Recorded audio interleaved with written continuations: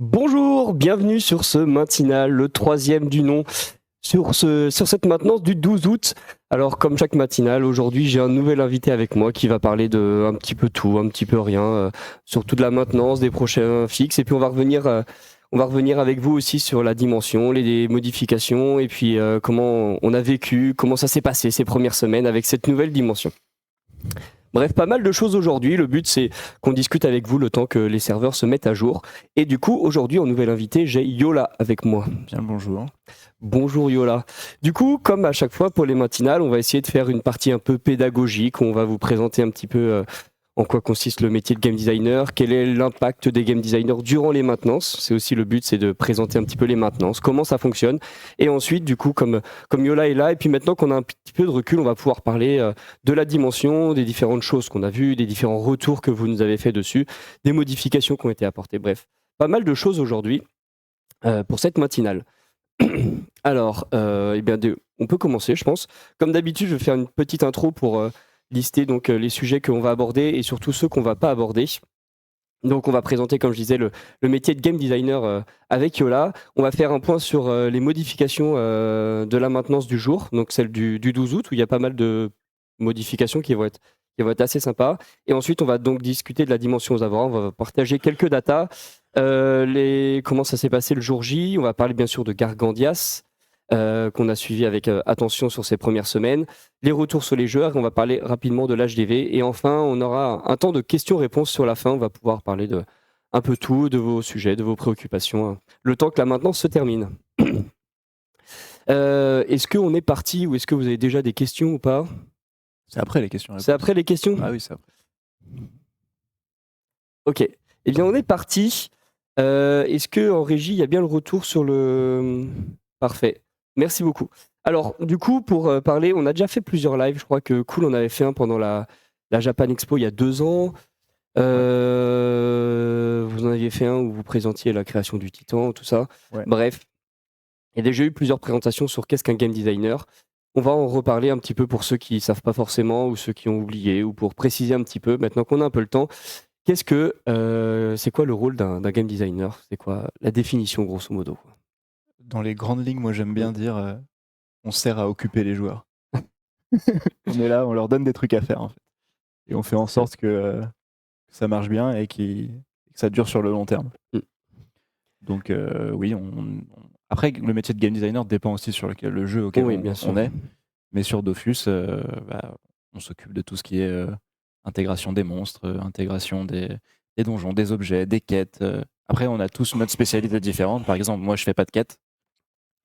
Je fais plus des, je fais plus des monstres, des familles de monstres, des donjons, surtout des temporis, et plus des systèmes, on va dire. Mais on a tous notre spécificité. Mais du coup, voilà, ça englobe vraiment tout ce qui n'est pas la programmation, le, les graphismes, tout le contenu gameplay, quoi. Sachant que de votre côté, vous avez ce que j'ai essayé de témoigner dans la partie rôle, c'est que vous avez à la fois la définition et l'intégration, dans le Ouais, sens où c'est ça. parfois il y a certaines modifications, certaines features que vous mettez sur papier en disant bah ça serait bien que les joueurs fassent ça, mais c'est pas vous qui allez travailler sur l'implémentation en jeu et parfois vous allez par contre travailler sur l'implémentation en Ouais, jeu. c'est ça. En gros, dans l'ordre, on a une idée. Après, on développe l'idée. On en parle à tout le monde. On en fait une documentation. Et une fois que l'idée est validée et prête à être intégrée, on les intègre aussi avec les outils qu'on a à disposition. Et des fois, on a besoin d'outils supplémentaires ou de petites features supplémentaires à ajouter à l'outil pour qu'on puisse Mm. venir à bout de la feature. Mais globalement, on, f- on pense la feature et on l'intègre aussi nous-mêmes. Mm. Voilà. Après, ouais, bien sûr, il y a certaines features comme par exemple quand on fait une refonte des guildes ou une refonte des alliances ou une Oui, refonte des anomalies ou une refonte de l'élevage, vous allez réfléchir au système, vous allez réfléchir aux récompenses, aux actions c'est que le ça. joueur doit faire, mais ensuite vous allez avoir quelques éléments à intégrer dans l'outil, mais la grosse partie va être du côté dev ensuite à C'est faire ça. quoi. On doit aussi communiquer avec les devs. Par exemple, on a besoin de ça, ça, ça, ça pour faire telle feature. Et surtout penser à comment on pourrait réutiliser ce que les devs vont faire dans d'autres features, par exemple. Exemple facile, les temporis. À chaque fois qu'on fait des nouvelles features, on réfléchit à comment on va pouvoir utiliser ces features-là dans le dans le vrai jeu plus tard, quoi. Et du coup, vous avez ce double travail. Et donc, dans la liste des bugs, par exemple, ou des actions à faire en jeu, des modifications, parfois vous avez la main dessus et du coup, vous pouvez directement modifier les choses. Et parfois, ce n'est pas dans votre main, vous pouvez le remonter, essayer de faire en sorte d'expliquer exactement ce qu'il faut faire, mais vous ne pouvez pas forcément tout faire vous-même. Il y a beaucoup de gens qui confondent quand ils demandent de corriger les bugs. Oui. C'est la plupart des bugs que vous demandez à corriger, c'est vraiment pas de notre côté. C'est vraiment pas du côté des game designers, c'est plus du côté des développeurs, parce que nous, on n'a pas accès au terme technique, on n'a pas accès au code client, au code serveur. Nous, c'est vraiment les bugs qu'on peut corriger, c'est un monstre, il lance pas son attaque, ou il tape E au lieu de taper R. Vraiment des bugs qui sont liés au gameplay, quoi. Pas des bugs techniques, quoi. J'ai une question ici que je vais prendre, que je vais donner une réponse, tu pourrais donner aussi une réponse. Ouais. Quand vous faites une modif GD, est-ce que tout est calculé ou vous dites sur certains trucs, on verra comment ça évolue parce que on ne sait pas comment ça va évoluer. Alors par exemple, je vais prendre je vais parler au nom de Cool qui a travaillé sur la refonte élevage. Il a travaillé avec énormément de fichiers Excel pour essayer de calculer la génération, la destruction, la rentabilité de la feature. Donc généralement sur des grosses features comme ça où c'est très très central dans l'économie, c'est bien entendu très calculé. Ouais, complètement. Si toi, tu as peut-être un autre exemple de quelque chose. L'exemple, c'est quasiment vraiment tous les temporis ou quand les grosses Oui, features où on a tout le temps des giga tableaux Excel à chaque fois pour équilibrer un maximum de valeur et se projeter aussi en disant sur combien de personnes, combien ça va générer, combien ça va détruire. Mais après, c'est vraiment théorique. C'est de l'équilibrage théorique. On fait toujours ça, c'est comme ça qu'on l'appelle. Parce que tester à 10 dans une boîte, même à 5, c'est complètement différent que quand ça vient sur les vrais serveurs et que vous êtes 20 000, 30 000 à tester. Oui. C'est complètement différent, quoi. Donc c'est sûr qu'on ajuste. On prévoit de pouvoir ajuster facilement sur le long terme, mais on essaye au maximum de se projeter avec des formules, des tableaux Excel et compagnie, quoi. Et un autre exemple, c'est que les chiffres sont parfois ont une limite parce que, comme tu disais, ensuite dans la pratique, c'est pas vraiment ça. Par exemple, on a des outils pour essayer de regarder comment sont réparties les ressources dans les recettes d'équipement. Donc on essaie de, grosso modo, un petit peu homogénéiser pour qu'il y ait un peu chaque ressource ait au moins 2-3 équipements dans lesquels 2-3 recettes dans lesquelles ils sont utiles. Mais bien entendu que tous les équipements ne sont pas craftés au même nombre, il y en a qui sont beaucoup plus sollicités, beaucoup plus utilisés que d'autres. Ouais. Et du coup, juste se baser sur la ressource est dans 3 recettes, par exemple, ça suffit pas à dire qu'elle va être autant détruite qu'une autre ressource, quoi. Après, ça pareil, on a des tableaux Excel littéralement pour tout. D'utilisation des pour équipements, générer des ressources, des recettes, voir laquelle est la plus utilisée par rapport à une autre. Tout est on l'équilibre comme ça, quoi. Il y a vraiment la question là, quelle est la place d'IA au quotidien dans le métier de game designer? J'ai le droit de répondre. Pardon, j'ai pas. Quelle est la place de l'IA au quotidien dans le métier de game designer? Ah, vas-y, tu peux répondre. Par exemple, j'ai vu là une question ailleurs, genre les bugs à cause du mob qui tape pas à cause du passif du pauvre. Ça, on y est pour rien. Techniquement, côté game design, on ne peut pas régler ça. L'IA, c'est fait sur le code serveur et nous, on n'a pas accès à ça. On ne peut pas corriger l'IA. Les seules choses qu'on peut faire avec l'IA, nous, actuellement, c'est de dire ce monstre-là, il a une IA, il a des poids, et il a une IA agressive, il a une IA hard, il va faire un peu des deux. Et en combat, quand il arrive à 50% d'HP, il change son IA. L'IA est déjà définie, nous, on lui attribue quel comportement il doit avoir. Mais s'il y a un bug sur l'IA, littéralement, on ne peut rien y faire.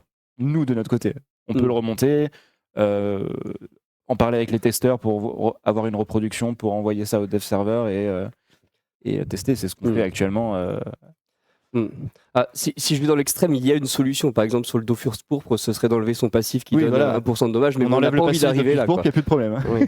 Mais on n'a pas envie de faire ça, quoi. Donc c'est vrai qu'il y a beaucoup de gens qui ils disent c'est la faute de la panocierme mort, mais la grosse faute, c'est surtout les... Bah, bravo, ça c'est très teamplay, bravo. Non, la faute c'est le passif truc là. La panocierme mort, ça en est aussi. Mais bon, c'était pas dans la liste des sujets qu'on comptait aborder aujourd'hui, puisque je pense que ça va faire beaucoup parler, et le but c'est qu'on essaie de brasser un maximum de sujets. On pourra peut-être en parler en question-réponse à la fin si on a un peu de temps, on verra. Par rapport au game designer, donc comme tu disais, ça dépend beaucoup. C'est quoi les particularités, par exemple, d'être game designer sur un MMO par rapport à un autre jeu? Wow. En fait, c'est complètement différent de bosser sur un jeu qui est en constante évolution et d'avoir une communauté qui réclame tout le temps du contenu pour s'occuper, quoi. La différence entre un jeu qui va sortir et qui n'évolue pas, c'est on travaille pendant 3-4 ans, et après on sort le jeu, et après peut-être on fait des pages de correction, mais après on passe au prochain jeu. Nous, on sort 3 mises à jour par an, et on doit continuer, voir comment le jeu il évolue, ajuster des choses qui sont sorties il y a des années, prévoir ce qui va sortir après, et garder une constante évolution en fait. Donc c'est complètement différent. Moi j'adore ça, mais c'est super intéressant. Moi, j'adore bosser pour un jeu live, quoi. Une grosse différence aussi, et je vous ai souvent entendu en parler quand vous faites des temporis, c'est que quand il y a un temporis, on sait que ce sera pour 2 mois, et du coup on accepte, et on l'a dit déjà plusieurs fois en live, qu'il y ait des strates, oui. qui soient beaucoup plus fortes que d'autres, et on les laisse parce que en fait finalement peu importe si la personne roule un peu sur le temporis, elle va passer un bon moment pendant 2 mois, etc. Contrairement à la version live où bien sûr qu'on a envie que les joueurs aient du fun et que ils puissent avoir des strats ou des compos, des machins qui soient vraiment OP, mais on se doit de trouver un équilibre pour que tout le monde y trouve son compte, quoi. Des fois, c'est même intentionnel de notre côté de faire des trucs pétés sur les temporis. Oui. Jusqu'à on dirait quand les joueurs ils vont trouver ça, ils vont être en mode oh c'est pété, c'est trop marrant.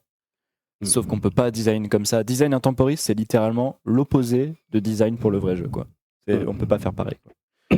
Oui. Et je voyais beaucoup de retours, je vais en parler très rapidement. Pareil, on pourra parler en question-réponse, mais il y a nos CM qui ont fait des réponses, et je les remercie d'ailleurs pour ça, sur le post forum sur la Sirme Mort. Et dans une des réponses, du coup, on parlait aussi de la méta d'Ocrit, et beaucoup de joueurs ont dit vous voulez absolument tuer le fun dans le jeu. Vos buts, c'est de rendre le jeu le moins fun possible. Bah, c'est ce qu'on disait, c'est si on est sur un temporis, on pourrait se permettre largement de laisser des choses comme ça. Sur Dofus, alors, bien entendu, quand on en a parlé dans le post forum, c'était vraiment, on est conscient qu'il y a une méta d'Ocrit. Il n'y a pas de modification prévue pour l'instant, en tout cas, ce serait beaucoup trop tôt pour en parler. Mais notre but, c'est de trouver un équilibre. Bien sûr qu'on a envie que le jeu soit fun, c'est l'essence même du jeu. Mais du coup, si tout le monde joue la même chose et qu'il y a des personnes qui sont un petit peu lésées sur le côté, c'est pas notre but. Le but, c'est que tout le monde ait un équilibre dans ce jeu, quoi. Comment évaluez-vous le fun de certaines features donjons sans le sort Doom, j'espère? Bah, par exemple, quand on fait un donjon, nous de notre côté, on le teste en interne et on voit déjà si ça nous amuse nous, quoi. Si moi je teste mon donjon et je me dis ah, je m'amuse pas du tout, c'est pas marrant, bah, je change et je fais en sorte d'intégrer du fun pour au moins m'amuser moi. Et si ça m'amuse moi, je me dis qu'au moins déjà la moitié du travail est fait, quoi. Oui, et puis même les testeurs en parallèle Et des les tests, testeurs aussi, avoir un maximum de retours. ils testent le fonctionnel, bien entendu, mais ils testent aussi le feeling, quoi. Généralement, ils essaient de se garder un peu la surprise du donjon aussi pour essayer de comprendre par eux-mêmes les mécaniques, pour être sûr que ce soit bien compréhensible pour Des fois, on pour a les besoin gens. de retours, quoi. Donc c'est cool qu'ils testent, quoi. Tout à fait. 2 autres questions. Durant la maintenance, que faites-vous? Oh, c'est une question rapide, celle-ci. Bah, rien. En effet. En fait, dans la plupart du temps, rien. Parce que là, typiquement, je travaille pour une mise à jour pour décembre. Donc en fait, la maintenance, vraiment, il est en amont, quoi. il est en amont. Il y a Donc, en quelques fait, c'est correctifs. surtout les testeurs, les devs. Sauf quand il y a des maintenances.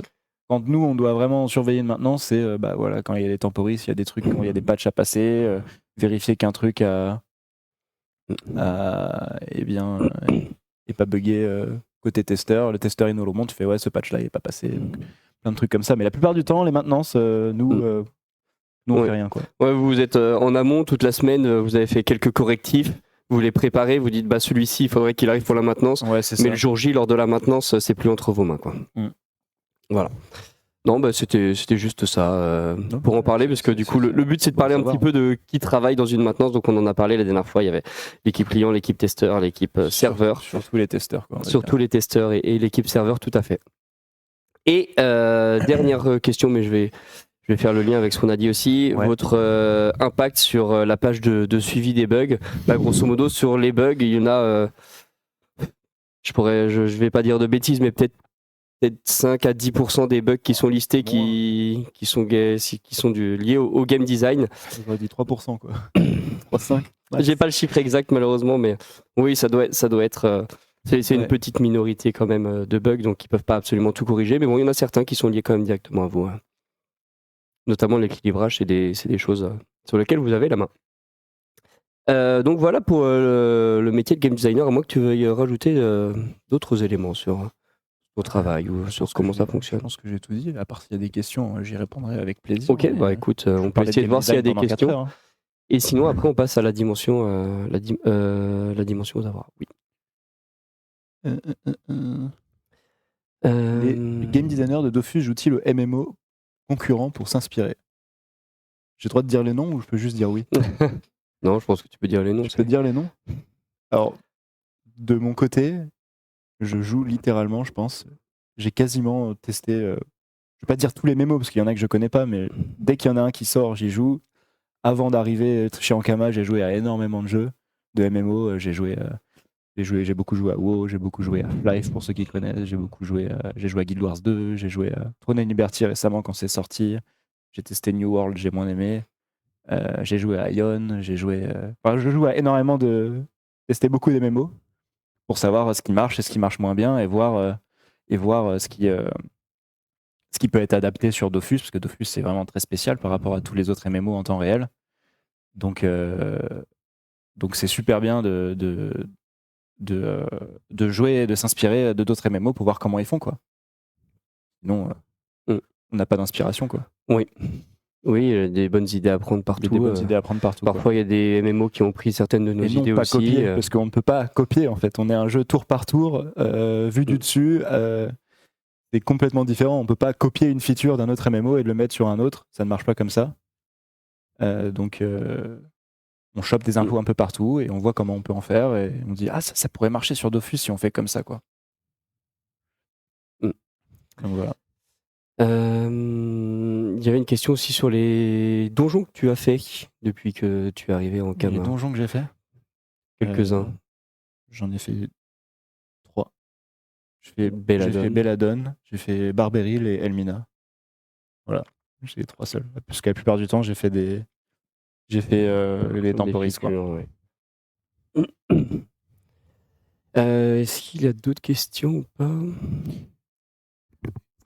Est-ce que tu as déjà joué à Dofus ou pas aussi? Bien sûr, j'ai joué à Dofus. J'ai commencé Dofus, il n'y avait même pas Incarnam. Et je joue moins maintenant que c'est compliqué de jouer autant quand on travaille sur Dofus, parce que sinon on est toute la journée à travailler sur Dofus, on rentre à la maison, on joue à Dofus, au bout d'un moment on pète un câble, quoi. Donc oui, non, je joue toujours. Les temporis, je les fais tous, à chaque fois quand il y en a un. Mais j'ai joué des dizaines d'années à Dofus, j'avais fait des teams de 8 persos, j'ai beaucoup de points de succès, il faut jouer obligatoirement, c'est sûr.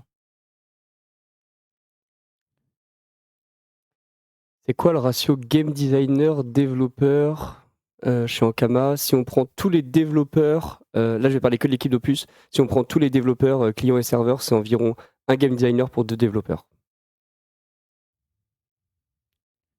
Team de 8.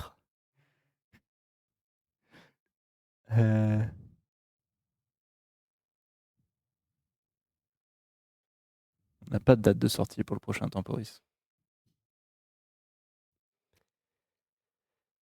La formation de GD, c'est quoi? Genre, ça s'apprend de faire un jeu? Oui, j'ai vu une autre question, c'était, mais grosso modo, c'est quoi la différence entre un GD et un gros joueur? Entre un GD et un gros joueur? Attends, d'abord, la première question, formation. Il y a des GD. Ça dépend. On n'a pas tous le même parcours. Moi, par exemple, j'ai fait 6 ans d'études. J'ai un master en game design. Mais ça dépend des GD. Et la différence entre un GD et un joueur, c'est que les GD aussi, ils sont tous des joueurs. Ils sont en mode, ils essayent de faire la part des choses entre le cerveau de GD et le cerveau de joueur. On essaye de trouver un juste milieu pour faire plaisir aux deux personnes et pour que ça dure sur le long terme.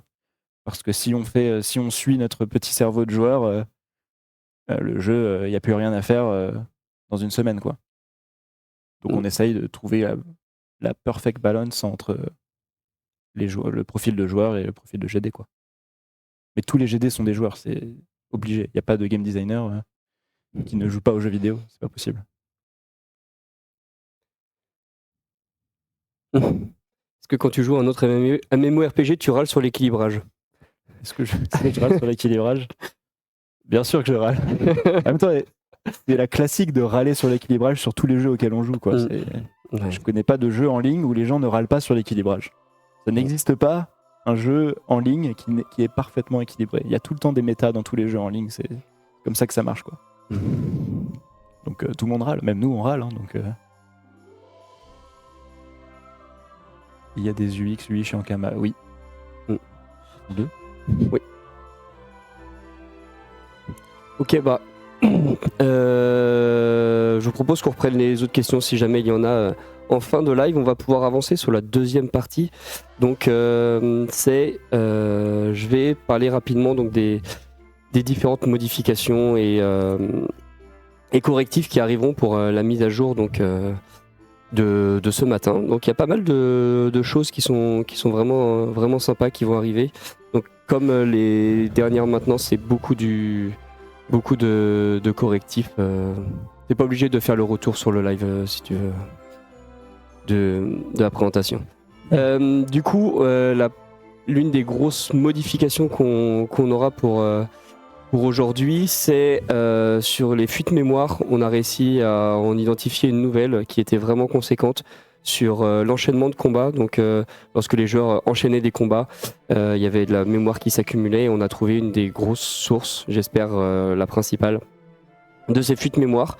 Donc, c'était lié à la timeline. Donc, ça arrivera ce matin. Donc, n'hésitez pas à nous faire vos retours, voir si jamais en enchaînant des combats, la mémoire augmente toujours ou pas. On a bon espoir que ça puisse vraiment améliorer la situation. Ensuite, on a je vais pas tout lister, bien sûr, il y aura dans le changelog. Il y en a beaucoup. Je vais en lister quelques-uns qu'on a vu remonter souvent. Les bonus-malus de soins reçus ne s'appliquent pas aux soins en pourcentage de PV depuis quelques temps, donc ça aussi, ça a été corrigé. Sur le HUD preset, il y en a deux qui ont été beaucoup remontés. C'était sur le module PAPM PVPI qui disparaissait de l'écran parfois. Donc ça aussi, on a un correctif qui arrive pour ce matin. Et pareil, d'autres modules qui parfois partaient de l'écran. On a le redimensionnement automatique du suivi des quêtes sur la gauche qui se scalait mal, notamment en fin de combat. Donc pareil, sur ça, on a un correctif. Ensuite, on a quelques éléments sur les quêtes. On a une petite modification sur Gargandias, sur le non débuffable du malus résistance pourcentage. Oui, c'est toi qui l'as fait. Ah oui, c'est vrai. Oui, c'est vrai. Le temps de réapparition de DD de la mine DD était anormalement long, donc ça aussi ça a été corrigé. Pardon, je dis changelog, mais il faut que j'arrête de dire changelog, c'est le patch note maintenant qu'il faut que je dise. Le patch note d'aujourd'hui, tout à fait, merci Daniel. Donc dans la mine de DD, DD va revenir comme avant. Qu'est-ce qu'on a d'autre d'important? Les trucs divins n'étaient pas obtenables sur les boss de la dimension aux Avora, donc on a fait une modification pour ça. Il y avait certains combats de quête qui se lançaient pas quand il y avait l'auto-join, donc ça a été corrigé.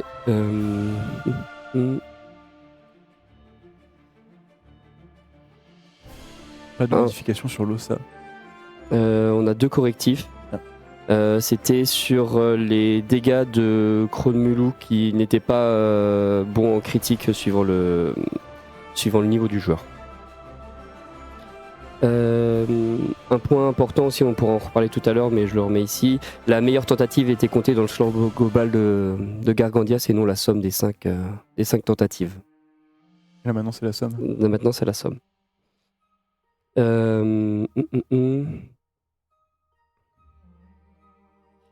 Et en modification, on a 3 équilibrages de quêtes, donc 2 sur la zone, la dimension Zavora, c'est suivre son instinct et dérive insectaire. Donc on a des modifications pour faciliter les combats. On a eu beaucoup de remontées comme quoi les combats étaient vraiment beaucoup trop difficiles. Donc les 2 combats sont modifiés et le 3e c'est sur le combat de quête passe le fungus autour de toi où c'est un combat Silimote qui est assez galère notamment puisqu'il faut absolument recruter, il faut être 5. Il faut que tout le monde soit à la même étape pour qu'il y ait une épée. Donc maintenant on a fait une modification, donc l'épée équipée par un joueur applique désormais le passif sur tous les combattants alliés au début du combat. Donc ça permet de pouvoir recruter des gens qui ne sont pas forcément à la même étape que le joueur pour pouvoir faire le combat.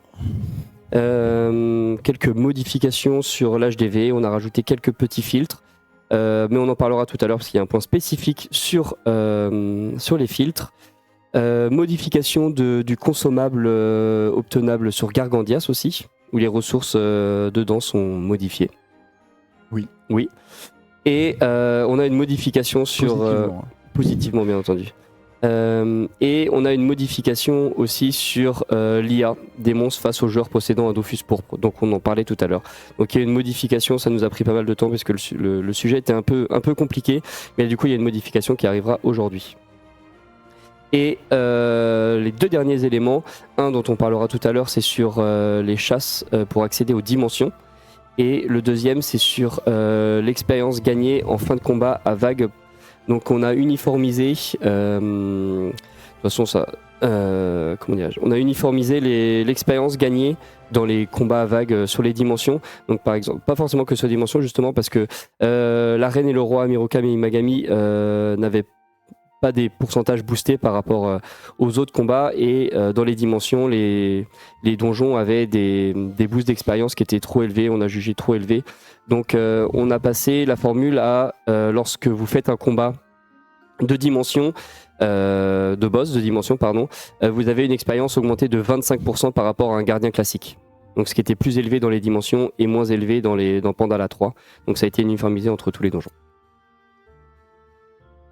Voilà, je n'ai pas du tout vu les retours, j'ai absolument lu mon écran, donc... est-ce qu'il y a des questions déjà sur ça ou pas du tout ?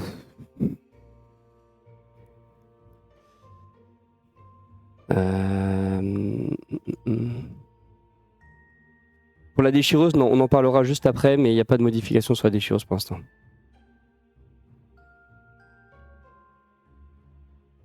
Et du coup, avec le drop Gargandias, les drops des coffres.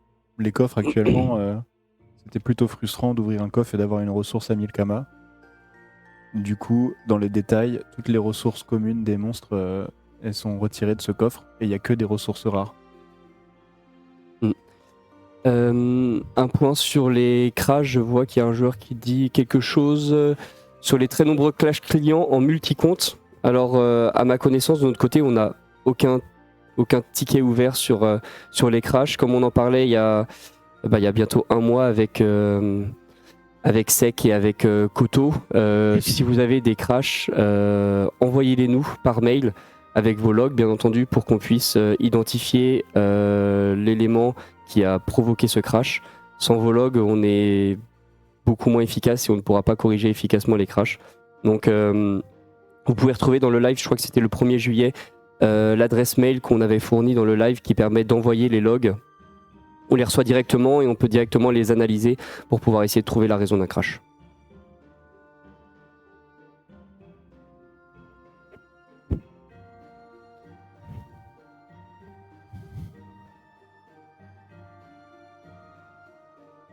Est-ce qu'il y a d'autres questions ? Oui, il y a une modification aussi sur la défense de Perco dans le donjon de la déchireuse, ça a été modifié pour aujourd'hui.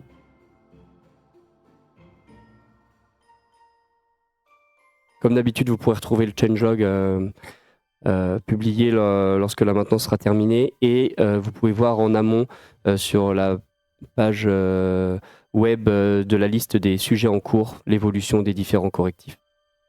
Si vous voulez. Le patch note, pas le changelog. Je vais y arriver un jour. Hein. On essaie d'uniformiser parce qu'il y avait des noms un peu différents sur toutes les pages, donc maintenant il faut que j'appelle ça un patch note. Il sera dispo quand ? Quand la maintenance sera terminée. Donc ça avance.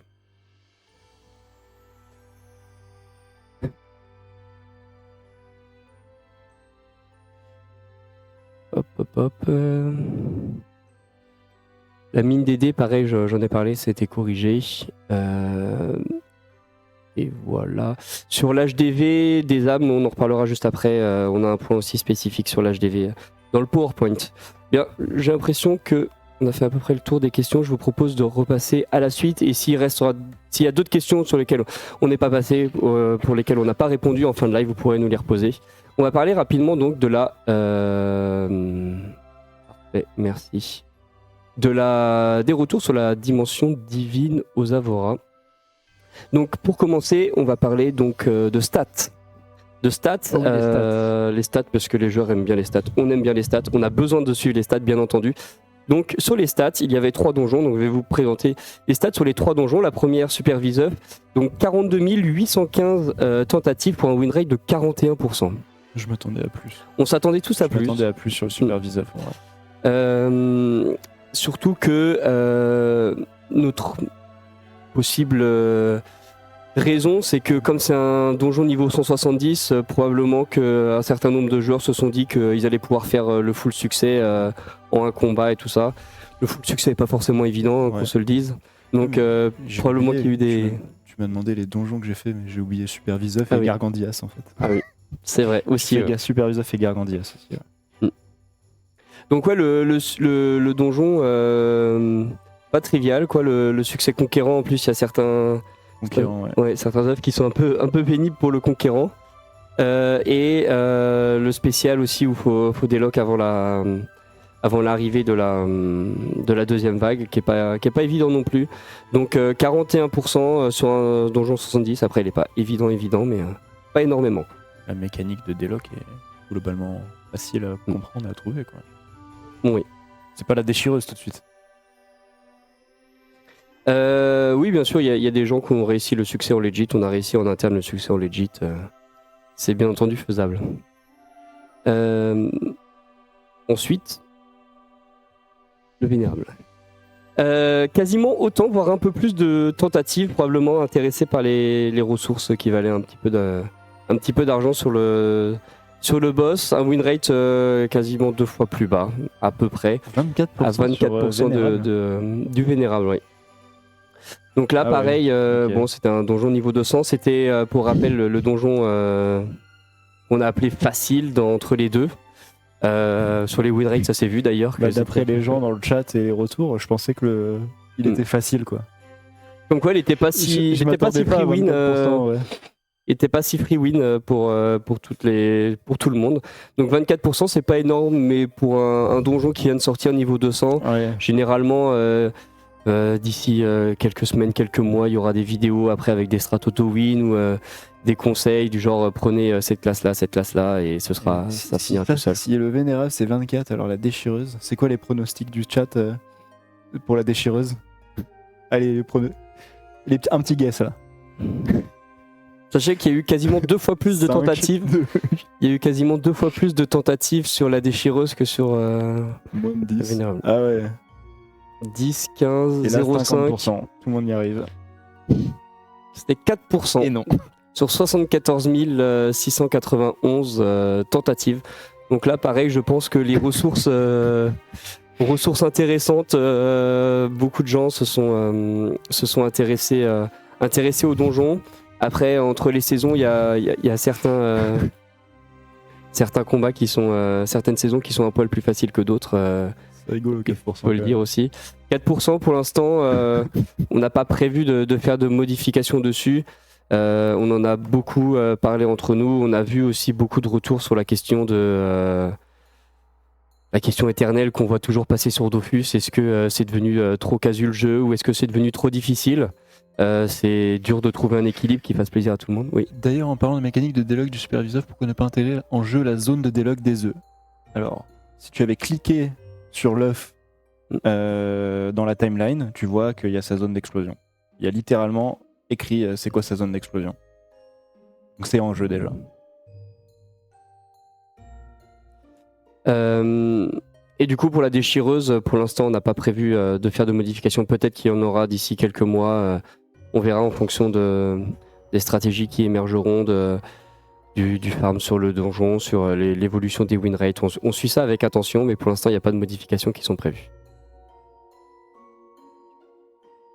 Est-ce que les gens veulent des modifications sur ce truc? Je sais pas, c'est bien d'avoir quelque chose de dur. Justement, Je sais pas est-ce trop, que quoi. en régie, on pourrait faire un petit sondage petit ou pas sondage.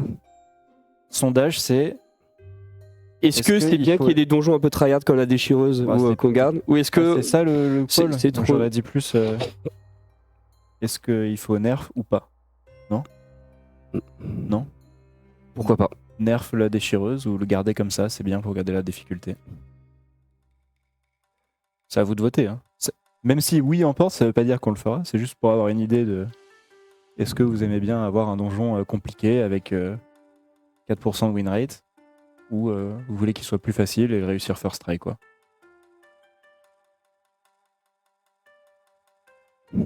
C'est vous que je vois énormément de no-nerf. Moi, je vois Alors beaucoup que- de nerfs aussi. Ouais, Alors qu'au c'est- début du live, il y avait surtout des gens qui étaient en mode c'est quand le nerf de la déchireuse quoi. Mais dès qu'on pose la question, t'as tout le monde qui se réveille pour dire non, non, non, pas nerf quoi.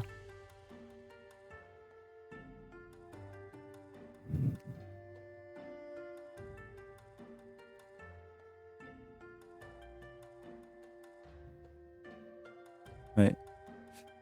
Ah non, chaud. En vrai, assez choqué. Ok.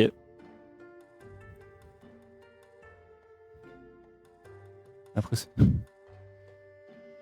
c'est vrai qu'on entend toujours ceux qui veulent des changements plutôt que ceux qui sont contents. Ça, Oui. c'est sûr. C'est pour ça que des fois, c'est bien de faire ce genre de poll pour voir vraiment ce que pense la majorité silencieuse.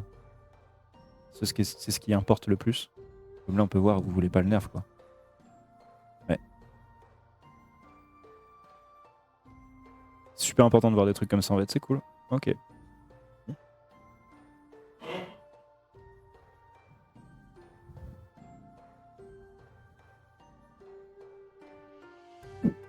Bien sûr, c'est vrai que il y a certains des joueurs qui le disent. En effet, il y a des chances que les joueurs les plus investis soient ceux qui ne veulent pas de nerfs et soit ceux qui sont en live avec nous ce matin. Mais ouais, comme, c'est ça. comme dit Yola, ça nous donne déjà un premier aperçu, première estimation de la situation. Dans le sens où s'il y a des joueurs qui disent mais faut le nerf, vous êtes déconnecté, comme quoi il y a quand même un certain nombre de joueurs qui veulent pas, et inversement. Et en effet, bien sûr, il y a des joueurs qui veulent, qui voudraient qu'il soit plus accessible. Mais comme on disait, le but c'est d'essayer de trouver un équilibre entre Ouais. qu'est-ce qu'il y a pour le long terme ou le court terme. Faudrait peut-être faire comme les vidéos YouTube ou des contenus comme ça, des applications. À la fin d'un donjon, quand tu finis ton combat, tu peux laisser une petite note et dire si c'est faux nerf, de faut pas 1 à nerf, c'est 5 trop dur, étoiles, une petite note comme ça. Nous, on peut savoir. Back en fin de donjon. Ok, eh bien merci pour vos réponses et merci en régie pour le sondage improvisé. Ensuite, sur quelques autres chiffres, on a Gargandias. Ah, le toutou. 11 900 tentatives pour un win rate de 24% avec un meilleur score à 8 Il n'y a pas sur la régie. millions. La régie.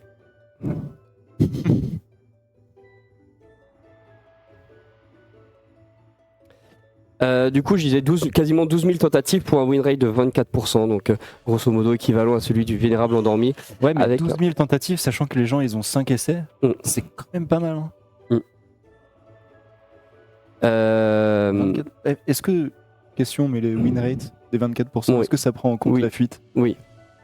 Ah, Du coup, voilà, 24%, sachant que, comme tu disais, il y a la fuite qui est. c'est pas le vrai qui- win rate du coup, je suis désolé. Ah. Moi, je veux voir le win rate de ceux qui ont vraiment gagné le combat, quoi. Jusqu'au bout. Jusqu'au bout, quoi. Mm. La vraie victoire, pas la fuite. Je n'ai pas malheureusement ce win rate là. Le combat est considéré comme gagné quand tu fuis, donc on n'a que les chiffres de victoire du combat par fuite ou par fin de combat.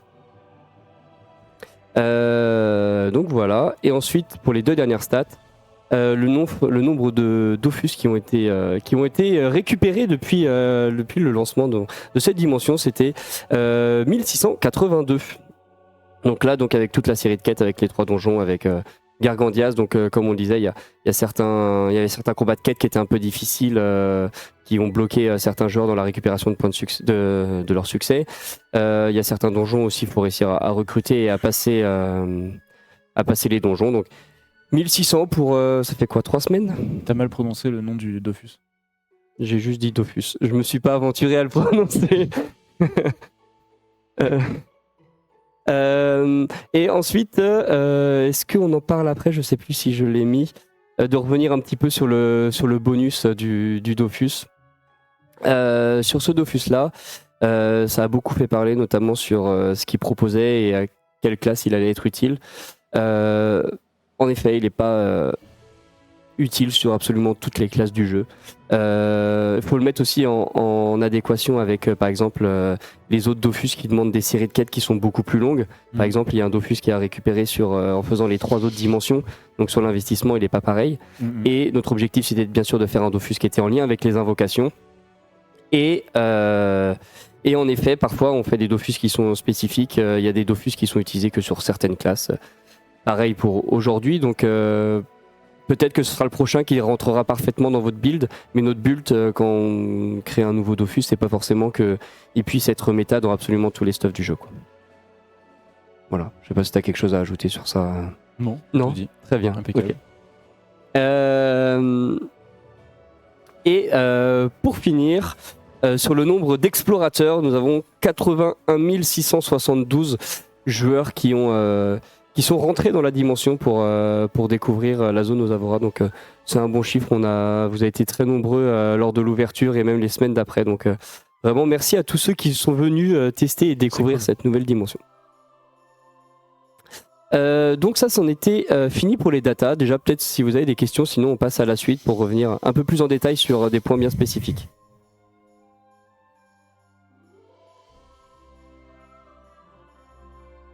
C'est vrai que je vois souvent le retour passer. Sachez qu'en ce moment, le jeu se porte très bien. On a vraiment beaucoup de joueurs. Le jeu est vide. Le jeu est... Non mais... on donne pas de chiffres. À quel point vous vous rendez pas compte. Mais le jeu tourne très bien en ce moment. Vous inquiétez pas. On est très satisfait des chiffres, oui.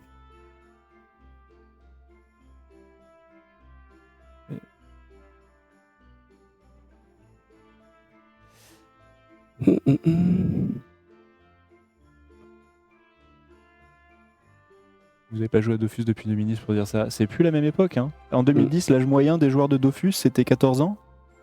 Là, c'est 30 ans. Tout le monde, il y en a qui ont des enfants. On n'est plus à la même époque du jeu vidéo. Quoi. On joue plus pareil, c'est différent. Quoi. Donc à l'époque actuelle, pour un MMORPG, ça tourne très bien. Et pour ceux qui comparent avec la 2.0, il faut savoir qu'aujourd'hui, on a 2 fois plus de serveurs. Et les serveurs se portent très bien en termes de population. Il n'y a aucun serveur qui est vraiment à la traîne par rapport aux autres. Bon, mis à part Ombre, qui est un cas un peu particulier. On sait que c'est la nostalgie qui parle, mais il faut comparer avec ce qui se passe actuellement dans le jeu vidéo, quoi.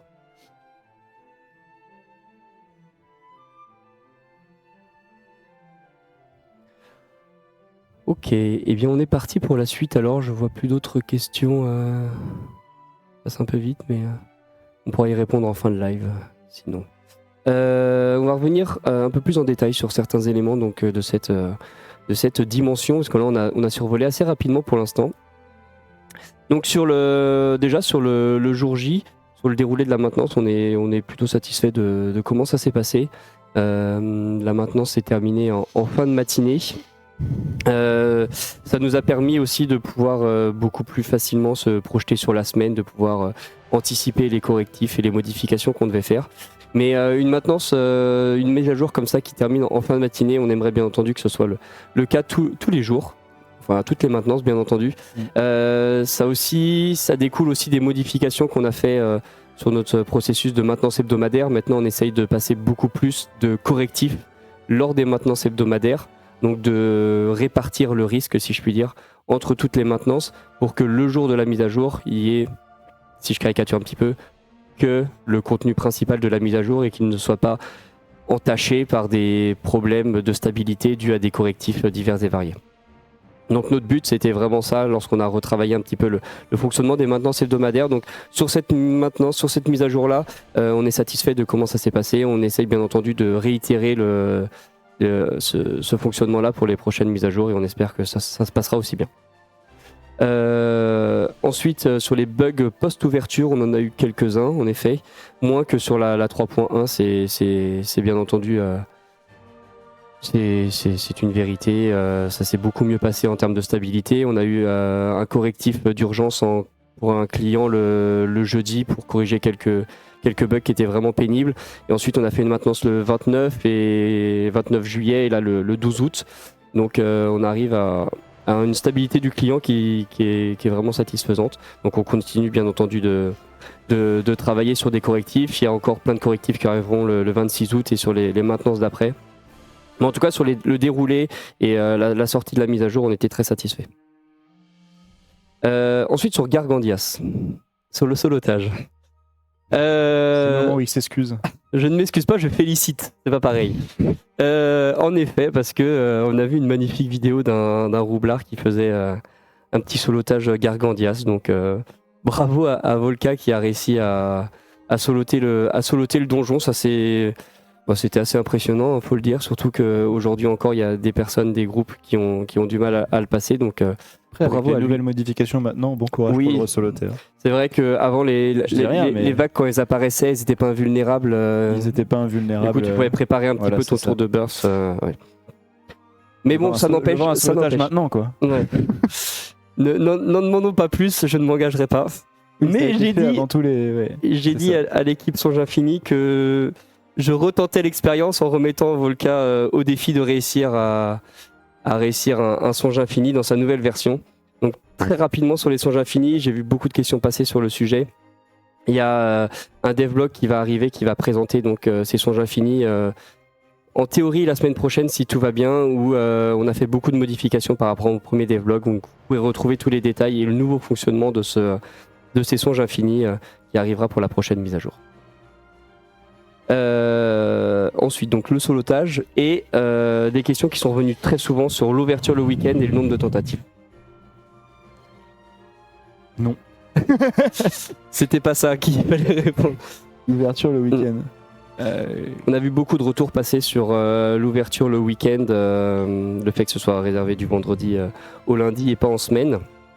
Et sur le nombre de tentatives aussi, que ce soit notamment sur le personnage et pas sur le compte, et qui est 5 tentatives, qui est pour certains, on l'a vu par exemple bloquant lors du passage de la quête, où comme il y a 5 tentatives, les joueurs privilégient des classes ou des compos qu'ils maîtrisent ou qui connaissent bien le combat plutôt que des personnes qui connaissent pas le combat. Donc en effet, c'est des problèmes, c'est le fonctionnement qu'on a décidé d'avoir sur Gargandias sur ce sujet-là. Il y a en effet quelques défauts, il y a aussi des avantages à ce fonctionnement-là. Pour l'instant, on n'a pas prévu d'y toucher dans l'immédiat. Peut-être qu'on fera des modifications dans le futur suivant l'affluence dans le donjon, comment ça fonctionnera, mais pour l'instant, c'est pas prévu.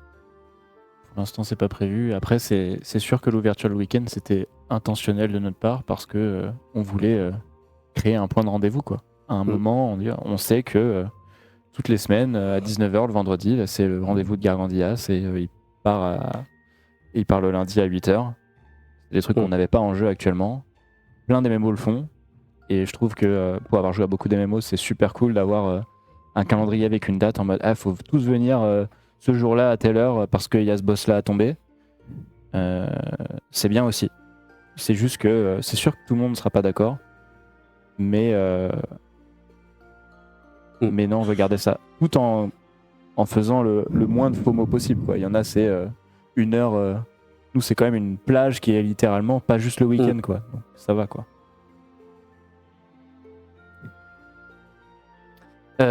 Et sur un petit mot en lien avec Gargandias, sur l'événement Feed the Beast aussi, vous avez été très nombreux à participer. Donc c'était vraiment cool. On ne sait pas si on en fera d'autres dans le même style plus tard. Mais j'ai l'impression que ça a beaucoup plu. Donc c'était très positif ce point-là aussi.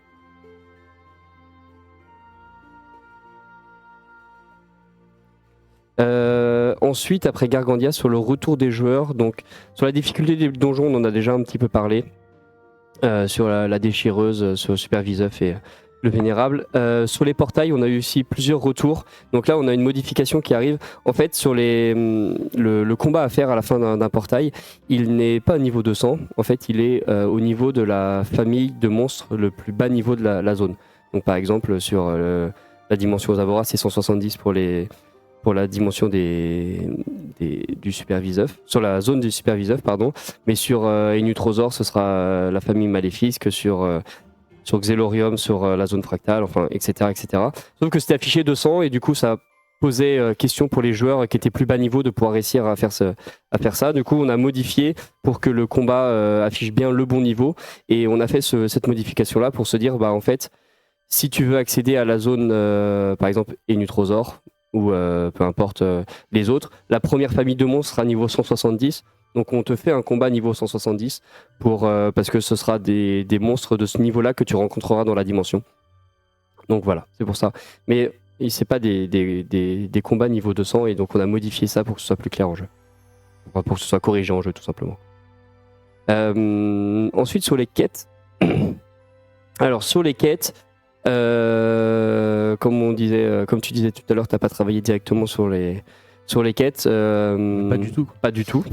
Enfin, de manière assez éloignée, parce que par exemple, il y a une quête qui demande de taper Gargandias, donc il fallait voir exactement comment ça s'intégrait dans le lore, etc. Mais donc sur les quêtes, il y a on a essayé de modifier un petit peu le fonctionnement des quêtes de cette dimension. En effet, comme dit certains, il y a encore des quêtes, ce qu'ils appellent des quêtes FedEx. Il n'y a pas 1 milliard de fonctionnements possibles pour des quêtes. On a essayé de modifier pour que ce soit un peu plus fun à faire. Et sur le nombre aussi, on a eu beaucoup de critiques sur la quantité de quêtes qui ont été ajoutées avec cette nouvelle dimension. Donc là, on s'est posé la question aussi de savoir qu'est-ce qui était le plus important. Est-ce qu'il fallait juste faire le plus grand nombre de quêtes possible, ou est-ce que finalement faire 1 milliard de quêtes, si elles sont pas très qualitatives, c'est pas très intéressant. Donc on est souvent comparé à des dimensions ou des zones qui ont été sorties par le passé où il y avait un très grand nombre de quêtes qui sortaient en même temps que la zone. Donc pour celle-ci, on a décidé de plutôt essayer de faire un peu moins de quêtes et d'être basé un peu plus sur la qualité. Je sais pas à quel point ce sera un bon choix sur le long terme. À l'heure actuelle, ça nous semblait être le meilleur choix parce que certains joueurs font les quêtes un petit peu par obligation, si je puis dire, pour essayer d'avoir les succès ou d'essayer d'avoir les récompenses. Donc c'était un compromis qu'on a essayé de trouver sur ça. Voilà, je vois pas de retour sur le sujet. Et ensuite, du coup, sur la quantité de contenu, c'est un peu le même sujet. On se pose la question aussi sur le long terme de savoir à quel point c'est important d'avoir un très grand contenu au détriment un peu de la qualité, ou d'avoir un contenu plus concis pour une meilleure qualité. Donc pour l'instant, comme je disais, on a fait le choix d'avoir un contenu plus concis pour avoir une meilleure qualité. À voir sur le futur si c'est un choix qui paye ou pas.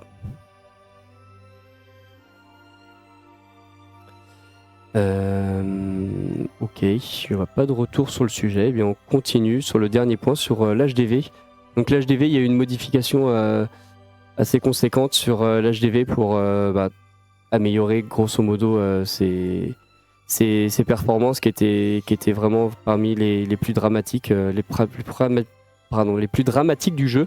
Donc sur l'HDV, on a fait des modifications pour passer la liste d'objets dans une pop-up séparée, pouvoir en ouvrir 3. On a modifié un petit peu les filtres et l'ergonomie. Et ça nous a permis d'avoir des performances qui étaient beaucoup plus correctes sur l'interface. Donc je ne sais pas si certains d'entre vous ont des retours sur l'HDV, mais de notre côté, ça nous semble beaucoup plus performant. Le dernier gros problème, c'est sur l'HDV des âmes. Si vous voulez une réponse beaucoup plus détaillée que celle que je vais vous fournir, vous pouvez retrouver le live du 1er juillet où Koto, qui était dev client, avait fourni une réponse très détaillée sur le sujet.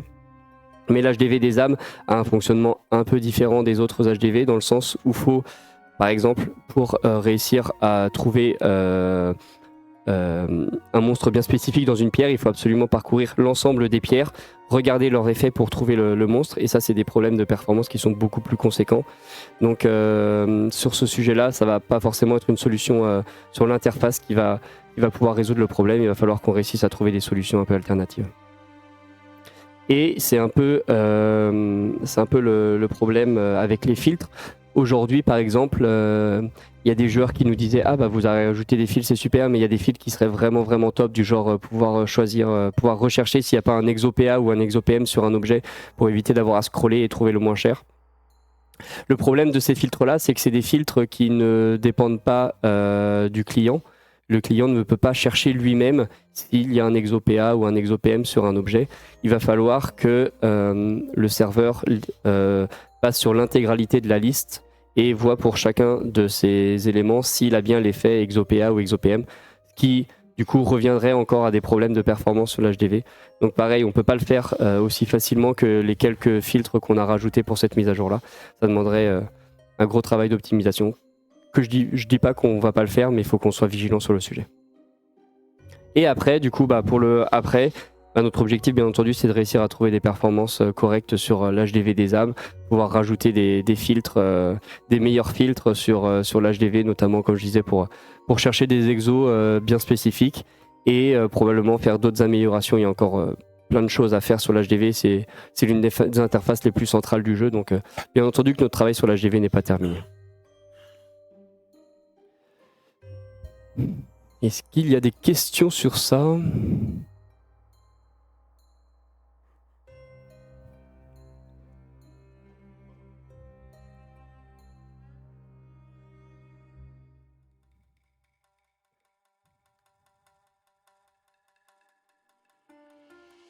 J'ai pas l'impression.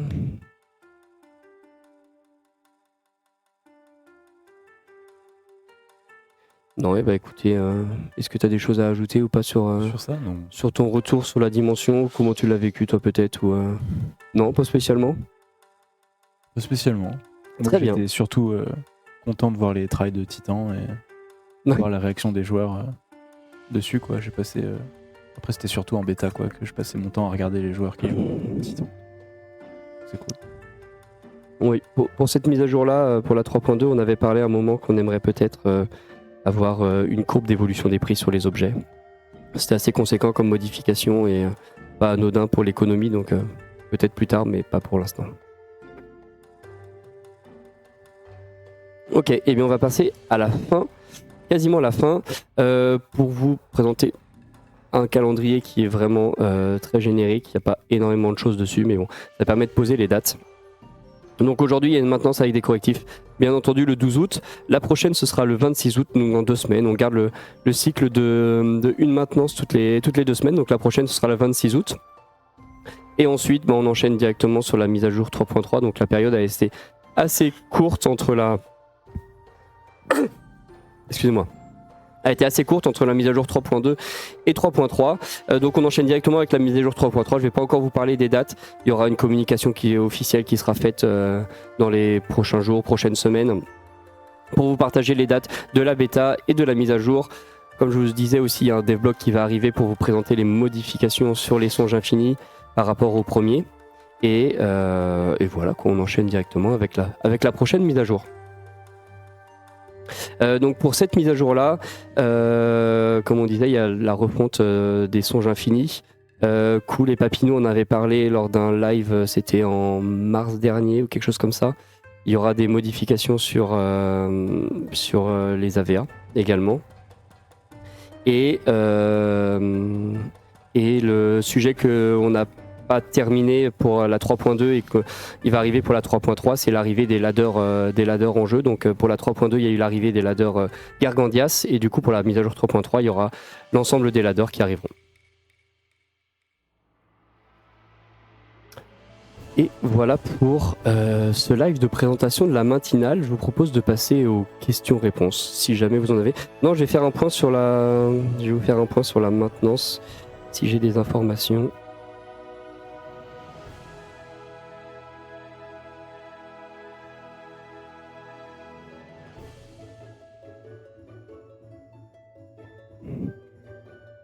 Est-ce que mon écran il est plus partagé, mon écran Parfait, merci beaucoup. S'il y a des questions auxquelles je ne réponds pas, c'est soit j'ai pas la réponse, soit je ne peux pas y répondre. Donc je ne dodge pas les questions où je les lis,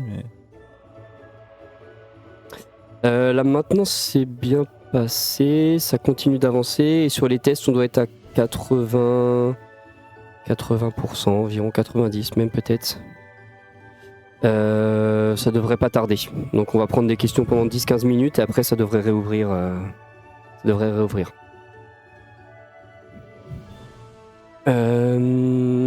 Alors, qu'est-ce qu'on a comme question Ça y est, j'ai la question qui me trotte dans la tête. Vas-y. Les tries Gargandias limités au compte ou au perso. Oui. Je sais pas. J'ai besoin d'y réfléchir. d'y réfléchir ou alors de l'avis des gens, mais ceux qui vont pas aimer, c'est ceux qui ont plein de persos et qui veulent faire des tries sur plusieurs persos sur le compte. Ceux qui vont bien aimer, c'est ceux qui n'ont pas envie d'abus. Donc oui, en effet, il y a certains joueurs qui font plein de tries sur plusieurs de leurs persos. Ouais, on en a bien entendu conscience.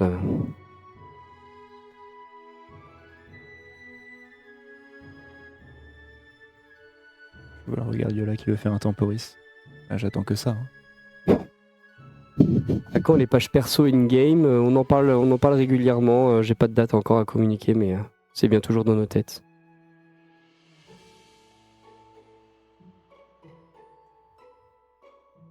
Ça va tellement vite. Il y a, ça va pas être un gros teasing, mais il y a 4 sujets qui arriveront pour la mise à jour 3.3. Je vous en ai listé que 3 sur les 4 pour l'instant. Donc il y en a un 4e qu'on va vous présenter un peu plus en détail lorsque le temps viendra. Avant la mise à jour 3.3, bien entendu.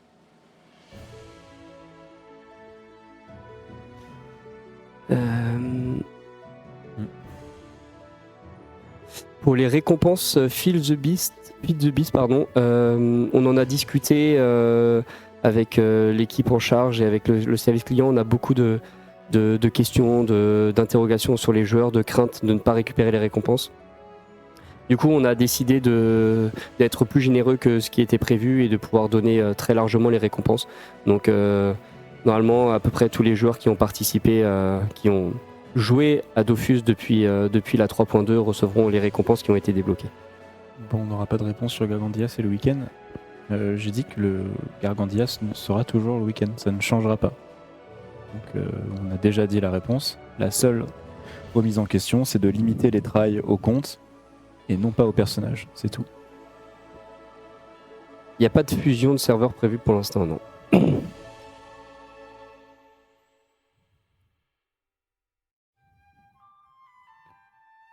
Pourquoi pas un système de difficulté de donjon comme sur WoW avec une difficulté qui se répercute sur le drop?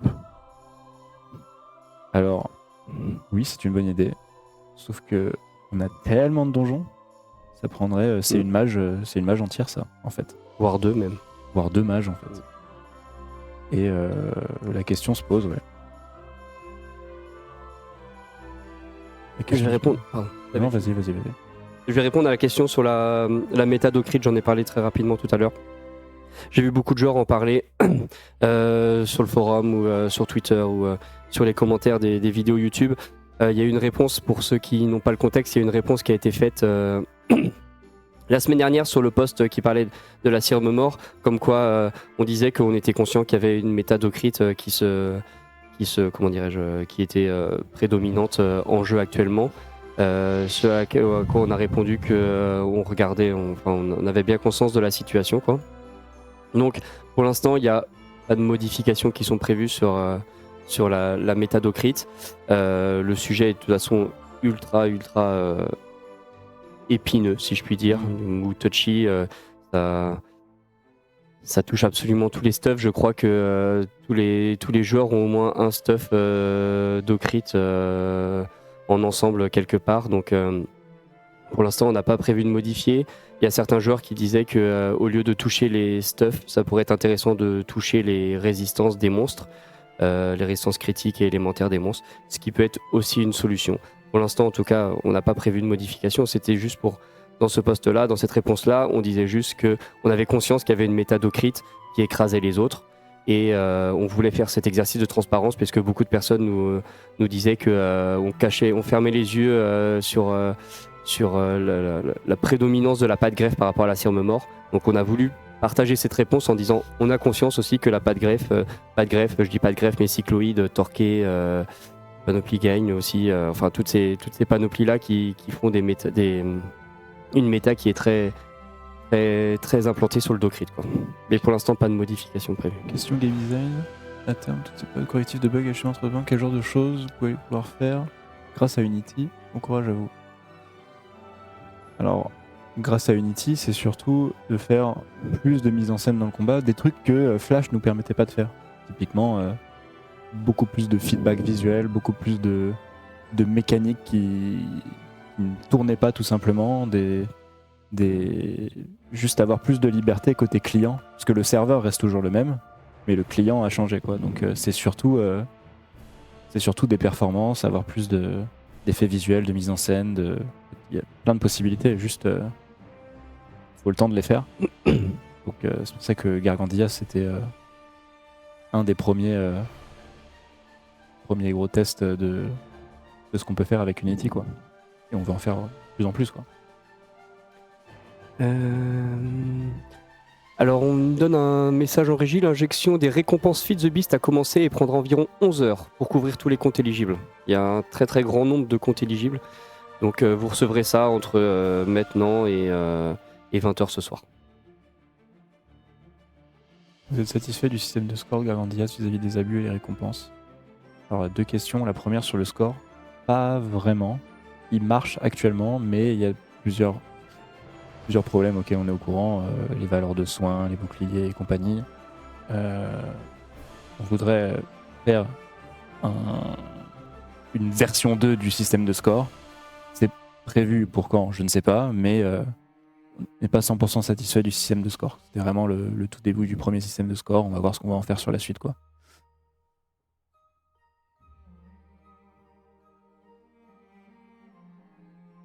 Et les récompenses, parler des récompenses ladder, récompenses des drops, les récompenses en général du Titan. Je pense qu'avec les changements qu'on vient de faire, surtout avec ce qui va passer là mardi sur les coffres de loot, je pense que ça va, hein, en termes de récompenses. On veut pas trop donner trop de récompenses à ceux qui font des top 10 dans le ladder, parce que c'est vraiment une minorité, c'est souvent les mêmes personnes. Donc c'est pour ça que les récompenses sont plus en drop de fin que sur le ladder. Donc les récompenses pour moi ça va sur le Titan actuellement. Je note des questions le temps que tu y répondes. J'ai répondu. Le titre il est pas éphémère, c'est l'ornement qui est éphémère.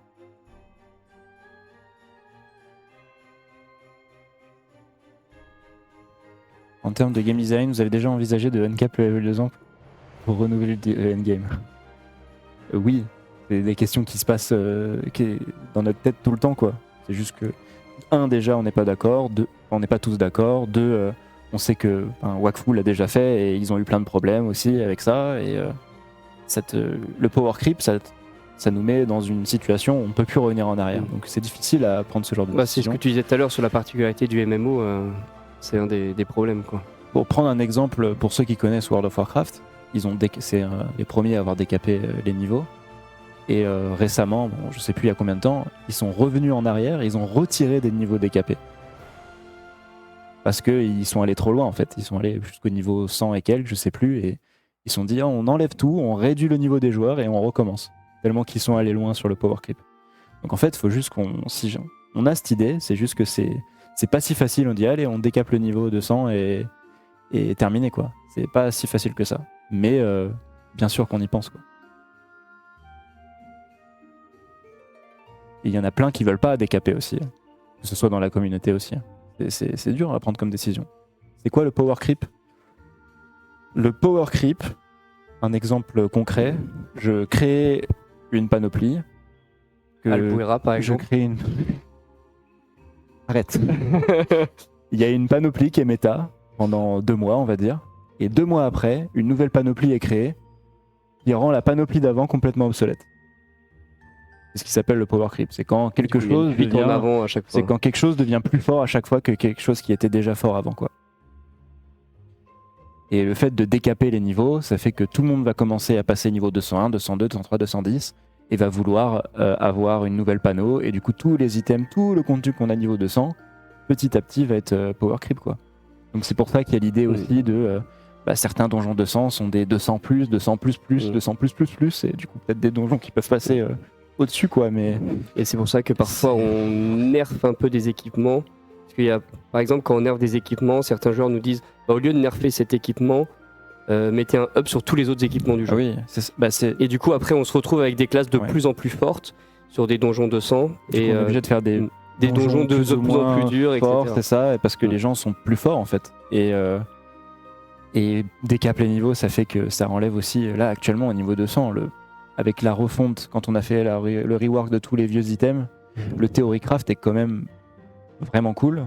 Alors qu'on décape les niveaux, il va y avoir 2 nouvelles panneaux et il n'y a pas de Theorycraft en fait. Mm. Il va falloir tout recommencer depuis le début.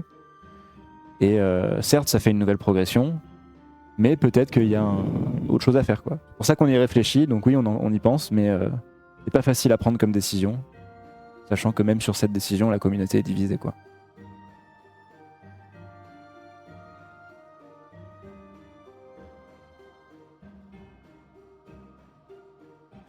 Je vais prendre. Je vois plus d'autres questions, donc je vais répondre à celles que j'ai listées.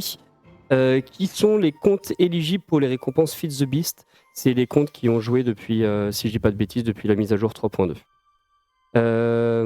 Sur les récompenses ladder, j'ai un doute si tu en as parlé, parce qu'il y a un joueur qui disait que un titre ornement et des oricors, c'était pas terrible pour une récompense ladder Gargandias. Sur ce sujet-là, on s'est beaucoup posé la question de savoir ce qu'on allait mettre comme récompense sur ce ladder-là. On a fait le choix d'avoir des récompenses qui étaient de prestige plus que des récompenses économiques. Et récompense bonus, en fait. Mm. La récompense de base, c'est sur le combat, le drop.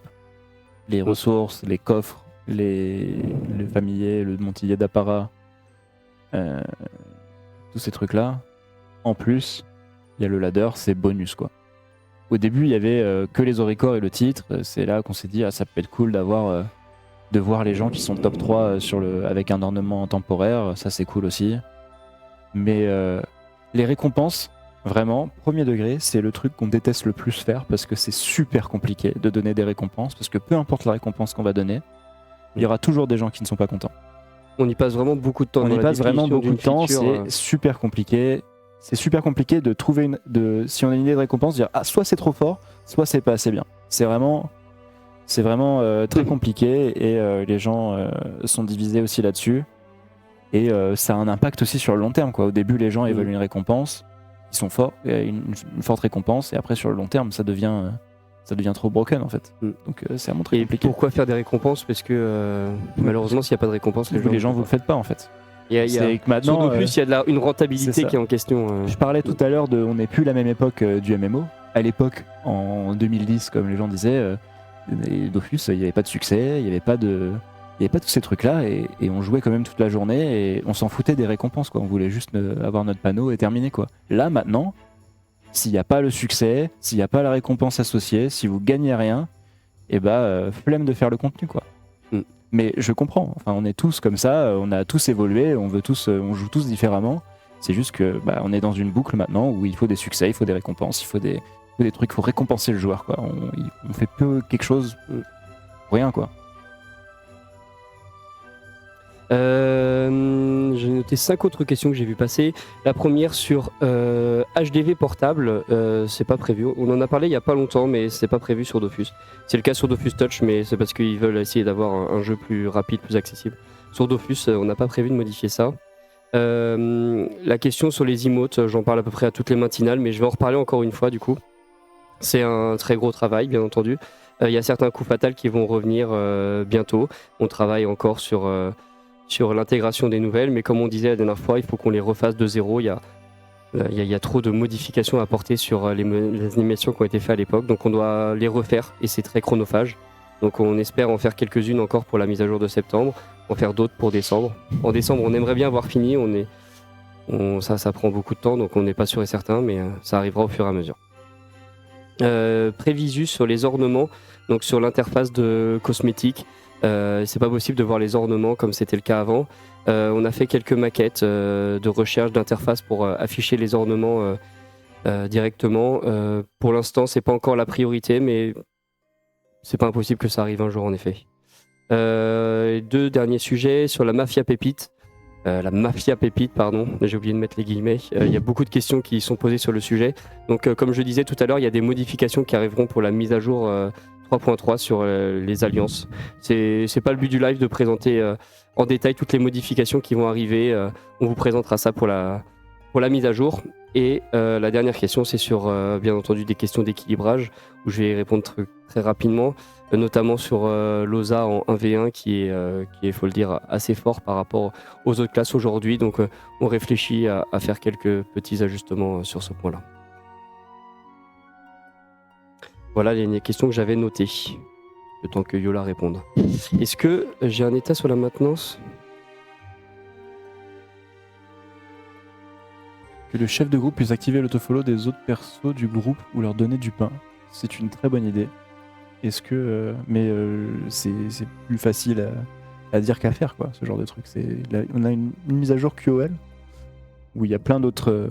On fait plein de changements sur le QoL, mais des listes comme ça, des idées de QoL, on en a plein en fait. C'est juste qu'il faut qu'on fasse le tri dans ce qu'on peut faire et dans les temps et ce qu'on fera plus tard, quoi. Donc il y a des trucs plus prioritaires en termes de QoL que ce genre de truc, par exemple.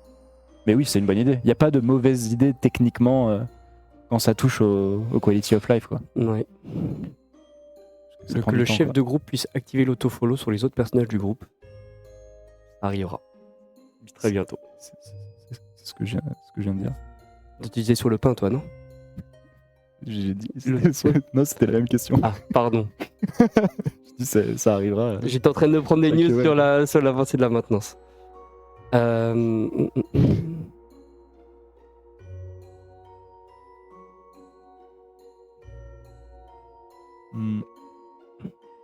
Des nouvelles de l'élevage. Je crois qu'on en avait parlé il y a quelques temps déjà. La refonte a été repoussée pour se concentrer sur le debug. C'est un des sujets qui a été repoussé suite au sondage qu'on avait fait il y a quelques mois.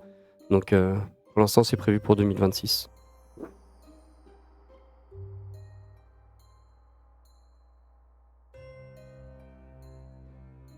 Wow. Ça va si vite. Les coups fatals ne vont pas être remis en combat. Non, les coups fatals, ça devient des émotes un peu particulières. Il n'y aura pas de devlog partie 3 pour l'élevage, non.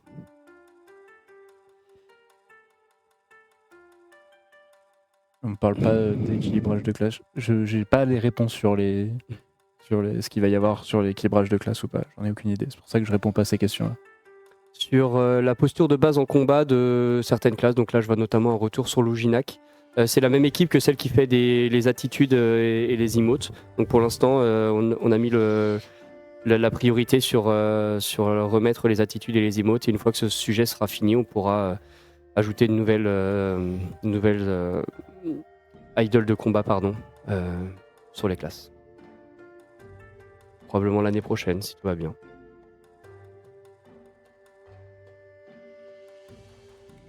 Un an pour refaire des emotes, c'est super long, non. Mais les emotes, c'est très très long à faire. Il suffit de voir les temps de production des séries animées. Eh bien, les emotes, c'est des mini-films. Hein. Il faut faire animation de chaque frame de l'emote. Donc, il y en avait énormément. Et donc, ça prend, oui, en effet, énormément de temps. Mais l'animation, c'est quelque chose qui est très chronophage. On va travailler sur de l'ajout de contenu au lieu de corriger le jeu.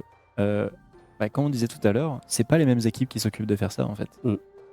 Et on corrige aussi un peu. On corrige, mais comme on disait, la liste de bugs, nous les game designers, c'est entre 5 et 10%, même pas, de la liste des bugs, quoi. Donc en fait, nous, on fait du contenu et voilà, on peut faire les deux en même temps en fait.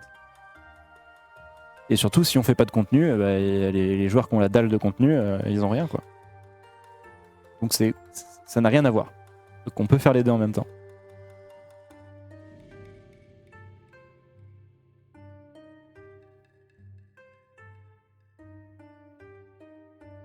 Temporise de prévu.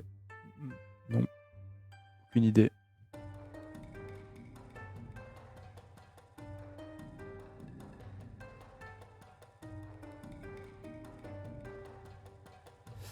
En fait, si les managers ils disent on n'a pas demandé de faire les choses en même temps, on veut juste du debug. C'est-à-dire que si vous voulez qu'on fasse que du debug, il y a la moitié de l'équipe qu'on doit mettre au chômage technique. Donc, bon, si je caricature, c'est un peu ça.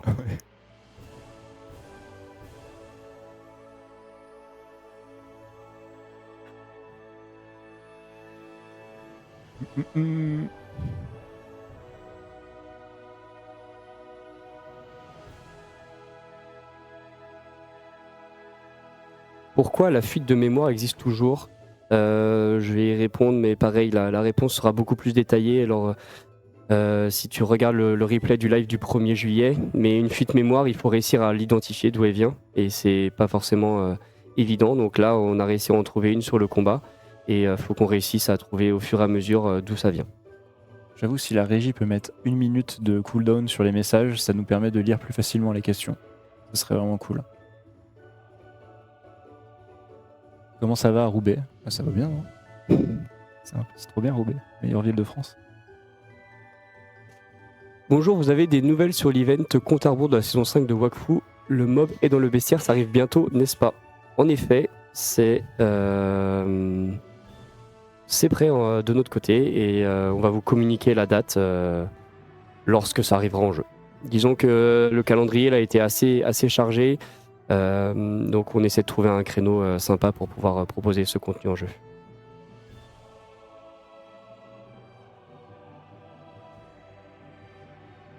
Beaucoup de questions sur la recherche de groupe. Oui, c'est comme la page perso. Pour moi, les deux sont un peu liés, parce que si on recherche un groupe, on veut savoir quel personnage est dans notre groupe, pour savoir s'il rentrera bien dans notre compo, etc. Donc on en a parlé il n'y a pas longtemps, c'est encore dans nos têtes, bien entendu, et on espère pouvoir le faire prochainement. Plus de cinématiques comme Canigroula. Canigroula, oui, il y en a pas mal de cinématiques. J'aimerais bien. Oui. C'est pareil, c'est des questions, c'est très chronophage. L'équipe d'animation, donc animation Ankama Animation, donc ceux qui font les séries animées, c'est eux qui faisaient à l'époque ces petites vidéos-là, ont des calendriers qui sont beaucoup plus chargés qu'à l'époque. Ils ont plusieurs séries en parallèle. Donc c'est pour ça qu'on n'a plus vraiment de petites vidéos animées comme ça.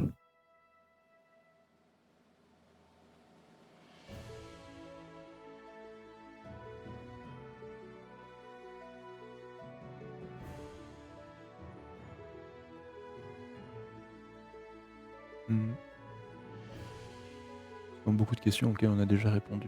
Ou des trucs qu'on ne peut pas répondre. Pour les modifications des AVA, je vous ai dit, j'en parlerai pas pendant ce live. Vous aurez tous les détails qui arriveront probablement si on fait un live de présentation de la mise à jour 3.3 ou lors du patch note 3.3. C'est un combat, il y a beaucoup d'états au-dessus des entités. Est-il possible de regrouper pour rendre le combat plus lisible? J'en ai parlé il y a pas longtemps.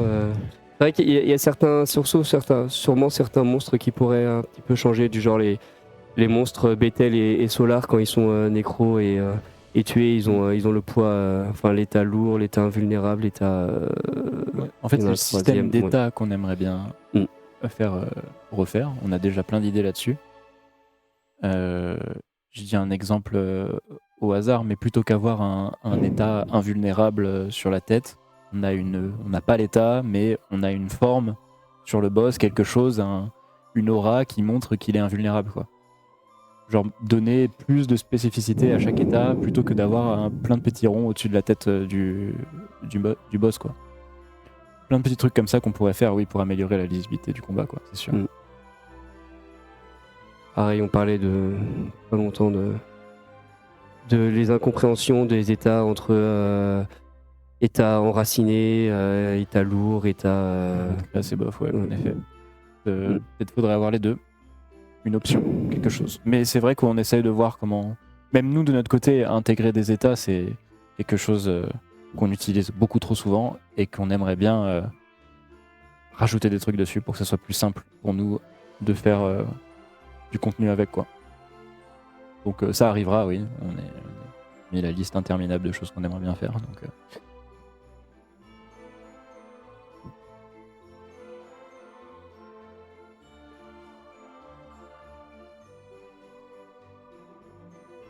Les tests de la maintenance sont terminés, ça devrait pas trop tarder à ouvrir. Je me renseigne sur l'heure exacte. On peut avoir une photo du tableau blanc des GD. En vrai, il faudrait. Je sais pas si un jour on pourrait leak ce tableau. Mm. Il y a même Il y a- plus il y a- de place sur le tableau. Il y a quoi plus- Il y a 40 ou 50 sujets dessus. Même Mm. plus. On l'a Mm. séparé avec des couleurs et tout, mais on a un giga tableau avec à chaque fois plein de bullet points, avec des priorités. Des fois on enraye, on est content, mais quand on enraye un, il y a toujours une autre suggestion et toujours une idée qui arrive que par-dessus, quoi. c'est le tableau des GD, quoi.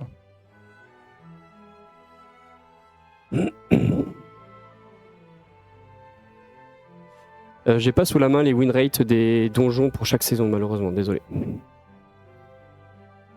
Ça pourrait être cool pour une prochaine fois. Ouais. À quand la refonte des guildes? Ça a été leak ou pas là, quand c'était On... J'ai pas envie de dire de bêtises. On a prévu des modifications sur les guildes, en effet. Ah, la date n'est pas leak.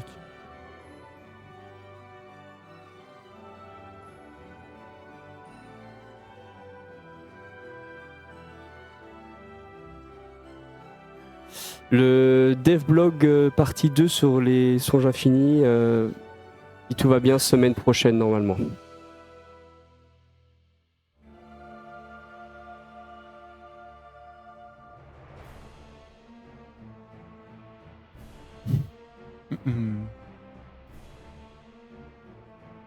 Au quand la refonte des heures? D'abord les guildes.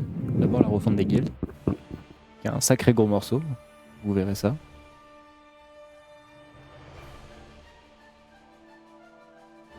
Les corps annoncés avec Dofus Unity pour personnalisation des personnages. Si je dis pas de bêtises, on a terminé de créer des corps alternatifs pour quasiment toutes les classes. Et là actuellement on est en train de réfléchir à son implémentation, donc comment ce sera récupéré, comment ce sera sélectionnable en jeu, etc. Donc c'est encore, ça avance encore. Je peux pas vous donner de date, mais c'est bien toujours dans les tuyaux.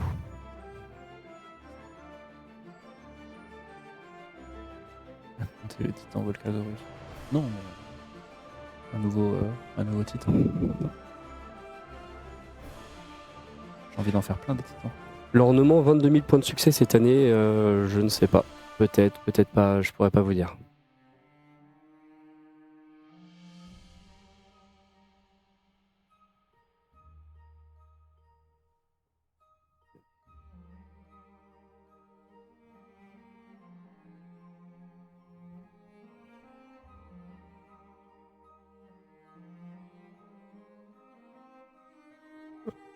Bon, pareil pour la refonte des songes infinis, c'est toujours prévu pour la mise à jour 3.3. J'ai vu une question sur les drops rares des objets de convention qu'il y a sur différentes zones du jeu, de pourquoi ils sont liés au compte. Parce que on voulait les remettre en jeu pour qu'ils soient obtenables pour ceux qui les voulaient vraiment, mais on voulait pas qu'il y ait de business de zinzin sur ces cosmétiques. Je pense qu'ils vaudraient vraiment très très cher et c'est ce qu'on souhaite.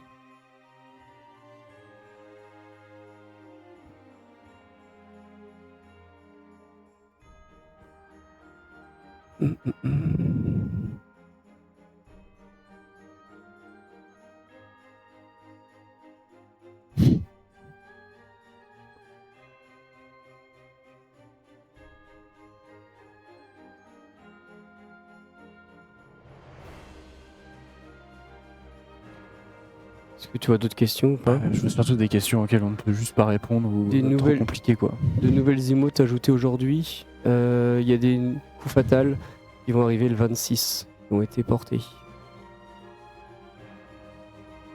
Genre refonte ocre. Refonte de la quête ocre. C'est un truc qui est sur notre tableau. Hein. Mais tellement compliqué, quoi.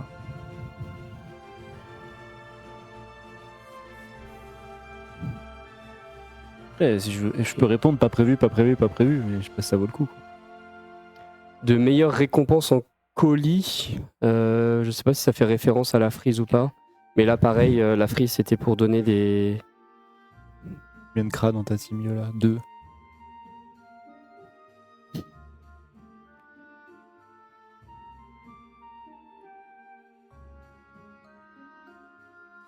Ok, bah ça va bientôt pouvoir ouvrir.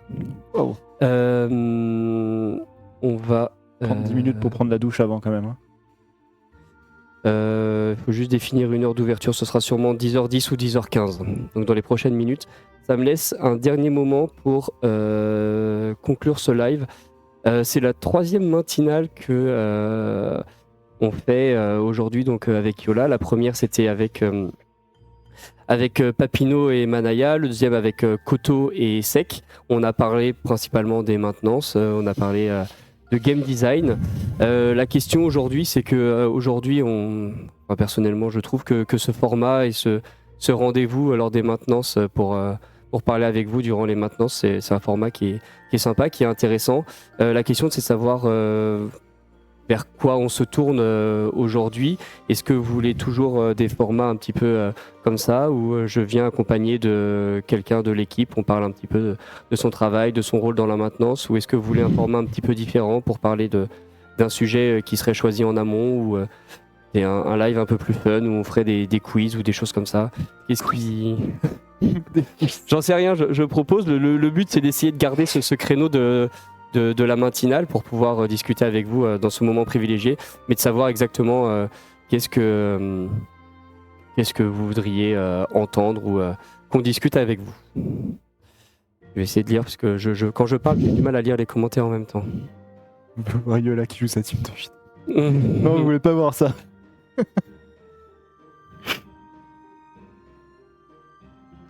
Sachant que on a une contrainte, si je puis dire, dans les matinales, c'est qu'on essaye de parler de certaines choses, mais on est conscient que les informations qu'on partage en live ne sont pas évidentes à retrouver pour tout le monde. Parfois, quand on dit quelque chose, si on n'a pas une trace écrite dans une news ou dans un résumé ou dans quelque chose comme ça, c'est difficile à trouver. Du coup, il y a certaines personnes qui vont avoir l'info, qui vont la partager à certains d'entre eux, d'autres qui vont dire « Ah, mais est-ce que c'est un leak ou est-ce que c'est un fake ou est-ce que ça a vraiment été dit ?»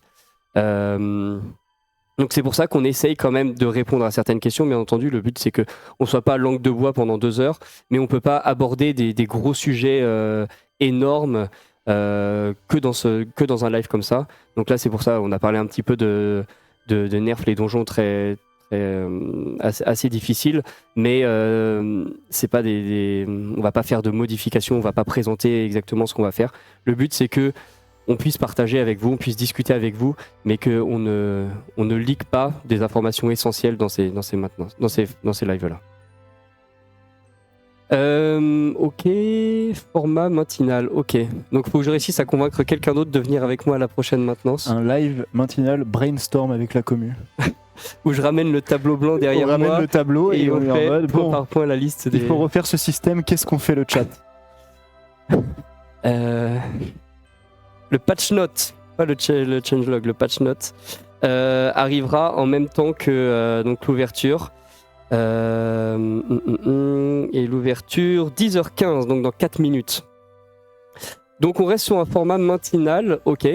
Et du coup ça veut dire que est-ce qu'on refait une boucle en reprenant un dev? Ah, j'ai oublié qu'il y avait Talchara qui était venu avec moi aussi en matinale, désolé Talchara, qui a inauguré la matinale avec moi. Est-ce que du coup j'essaie d'avoir un nouvel invité d'une nouvelle équipe, ou est-ce qu'on fait un graphiste. Bon, ça peut être un graphiste, un level designer ou un animateur. Qu'est-ce qui vous semblerait intéressant? Un game designer, une vision opposée. Est-ce que je pourrais réussir à ramener Tot avec moi en live? Ça m'étonne. Un tech artiste, pourquoi pas? On en a, ça pourrait. Un dev serveur, un animateur, un mec de la balance team. La balance team. La fameuse.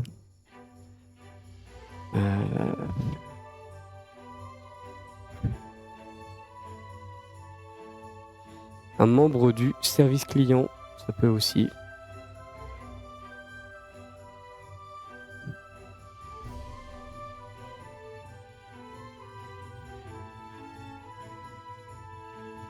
Ok, bon, il y a beaucoup de réponses un peu différentes. Bah oui. Je pense que tu trouveras. Oui. Je verrai avec les personnes qui sont motivées. Tout le monde n'est pas forcément à l'aise de venir faire un live. C'est un Ouais, peu c'est vrai que intimidant. C'est assez. Donc Pas j'en tout le monde parlerai à veut certaines aussi. personnes pour voir. Ok. Ce sera probablement pas le 26 août. Donc ça va revenir à plus loin. Donc peut-être 26 août, mais je suis pas sûr. Probablement, ça sera après la mise à jour 3.3 Sinon, moi, je reviens qu'on avec fera le plaisir. Hein. matinal. C'est vrai? Cette fois, faut pas oublier les croissants, mais Mhm. je reviens avec plaisir. Ok, eh bien écoutez, on va mettre fin au live. On va mettre fin au live ici, à moins que tu aies un dernier mot à partager. Je Non, suis pas doué pour les derniers mots. Moi. très bien. Eh bien écoutez, merci à vous d'avoir été avec nous ce matin. J'espère que ce moment d'échange vous a plu, que ça vous a permis de patienter jusqu'à l'ouverture des serveurs. Donc pour rappel, ça ouvre dans 2 minutes. Et je vous dis à la prochaine, probablement pour la présentation de la mise à jour 3.3. Sur ce, jouez bien et à la prochaine. Bye.